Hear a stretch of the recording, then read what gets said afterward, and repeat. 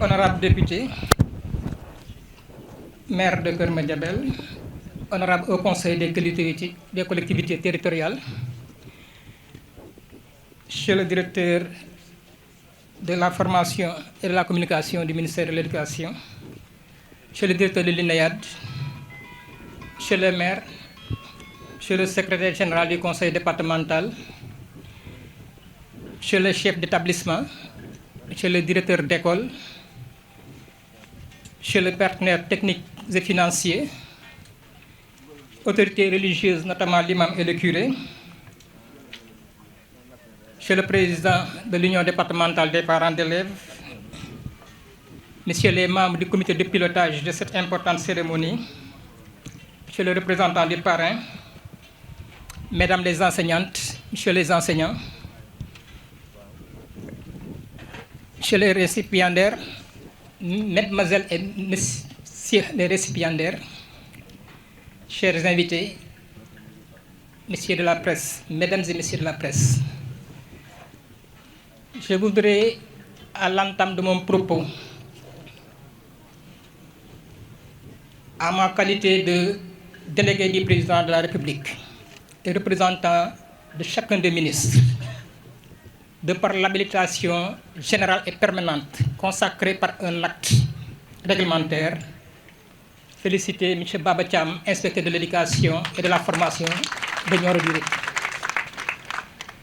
Et à travers lui, toute l'équipe de l'inspection, tous les membres des corps administratifs, mais également enseignants, pour l'organisation d'abord de cette importante cérémonie, mais également de par les efforts constants développés pour que nos enfants puissent être à la bonne école, c'est-à-dire être bien éduqués. Ceci dans le cadre de la mise en œuvre de la politique en matière d'éducation et de formation, définie par le chef de l'État et mise en œuvre par le ministre de l'Éducation nationale, à travers des stratégies clairement définies, mais également et surtout à travers ces stratégies, des programmes et des projets pour que le système puisse être plus performant à travers ses ressources humaines, mais également à travers l'environnement scolaire. Je vais y revenir tantôt. Les ressources humaines, parce que n'importe qui ne saurait être enseignant. Nous avons besoin de personnes qui, pour servir l'éducation, développent des valeurs humaines, des qualités humaines, mais également intériorisent des principes qui encadrent notre administration.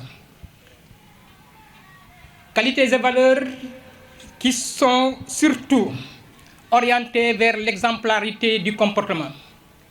Parce qu'il arrive que l'enseignant soit le seul fonctionnaire dans la localité où il sert. Donc il doit pouvoir servir de modèle à travers la communauté, pour que notre administration puisse refléter une image positive vis-à-vis de ces communautés.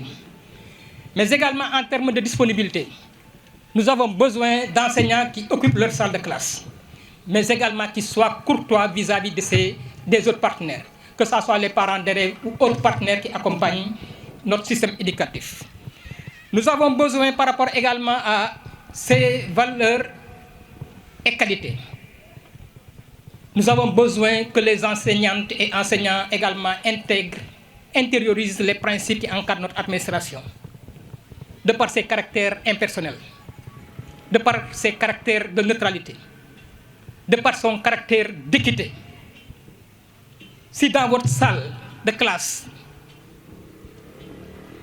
vous avez un élève dont le papa est un collègue, ne le privilégiez pas.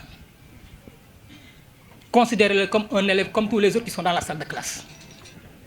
Nous avons également besoin que le caractère de responsabilité soit assumé. Et nous serons derrière vous pour vous accompagner en tant que représentant, comme je l'ai dit tantôt, du ministre de l'Éducation nationale. Quelles que soient les circonstances, si vous avez raison dans les actions que vous aurez à développer, l'administration territoriale va vous accompagner. Si vous avez tort, on passera par l'inspecteur pour vous dire que vous avez tort, mais dans le bureau. Parce que j'ai l'habitude de dire que waxtaanu mbedd am na, waxtaanu ëtt am na, waxtaanu biir nekk am na. bu ñu soxlaa wax enseignant bi li ñu ko bëgg a wax dañ koy woo suñu bureau wala ñu woo moom ak inspecteur ci bureau wax ko lu ñu koy wax mu dégg mais duñ ko toog di ko jébbaane ci kanam askan bi. Nous avons également besoin de mettre l'accent sur le caractère de mutabilité de l'administration, c'est-à-dire savoir s'adapter à un contexte, à un environnement particulier. Les enseignantes, enseignants travaillent dans des conditions extrêmement difficiles. Certains sont sous abri provisoire. Certains manquent de certains équipements, matériels indispensables. Quelle que soit la circonstance, quelles que soient les conditions, on lui demande d'être performant et il doit être performant. Pourquoi? Parce que c'est un devoir de le faire pour l'enfant qu'on lui a confié. Ne pas se plaindre. Ou bien si vous devez vous plaindre, venez auprès de l'inspecteur, auprès du codec, auprès du préfet, pour qu'on puisse voir comment améliorer votre situation en relation avec les maires qui sont vos premiers partenaires. Le maire et le conseil départemental qui sont vos premiers partenaires parce qu'il y a une partie des compétences que l'État a eu à transférer à ses collectivités territoriales. Cette cérémonie, elle est dédiée aux élèves, aux enseignants, mais également aux partenaires qui vous ont accompagnés. Élèves, enseignants et partenaires qui se sont illustrés durant l'année scolaire 2018-2019. Et ceci s'est reflété à travers les performances auxquelles nous avons eu à aboutir.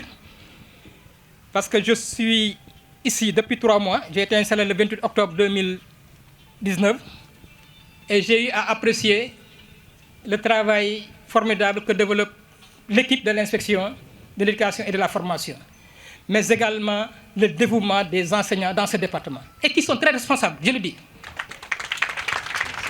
qui sont responsables et qui assument leurs responsabilités. Et j'ai eu à relever la dernière phrase du représentant du syndicat.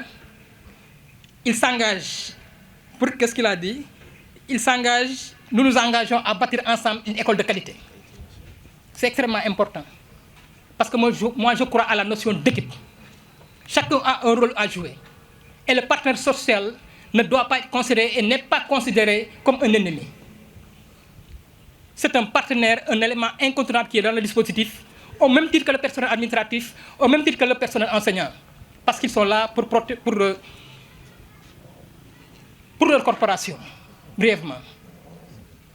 Et je prends l'engagement devant toutes ces autorités présentes, devant ces élèves, que pour ce qui relève des engagements pris par l'État et qui relèvent du niveau départemental, nous ferons de sorte que la paix sociale soit assurée dans ce département.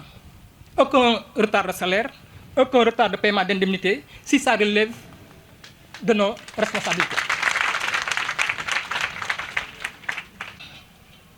Conformément aux instructions du ministre de l'Éducation nationale, nous avons eu à mettre en place un comité de dialogue social qui regroupe l'ensemble des acteurs autour de l'école.